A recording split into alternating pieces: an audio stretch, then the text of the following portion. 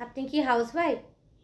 তাহলে কখনো না কখনো নিজের পরিবারের লোকের কাছ থেকে শুনতেই হয়েছে যে সারাদিন তোমার কী এমন কাজ থাকে, সারাদিন একটা হাউসওয়াইফ কী এমন কাজ করে, সারাদিন তো বাড়িতেই থাকে।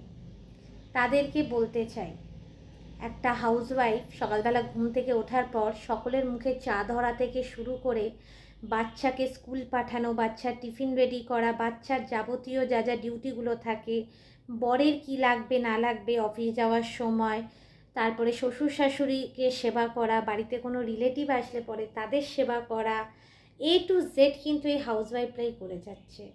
হাউসওয়াইফদের কোনো মাস মাইনেও থাকে না, আবার তাদের 24 ঘন্টায় কোনো ছুটিও থাকে না, তারা একটা দিনও ছুটি পায় না, তাদেরকে কিন্তু যাবতীয় ডিউটিগুলো করে যেতে হয়।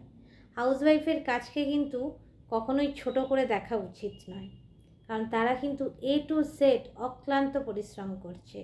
যারা বাইরে পরিশ্রম করছে তারা অবশ্যই পরিশ্রম করছেন, তারা সংসার চালানোর জন্য পরিশ্রম করছেন, অনেকে আছেন ঘর সামলে গিয়ে বাইরে সামলাচ্ছেন, কিন্তু তার মানে কখনোই এটা নয় যে হাউসওয়াইফরা বাড়িতে থাকে মানে বাড়ির কাজটা খুব ইজিলি করে ফেলা যায়, তাতে কোনো পরিশ্রম হয় না।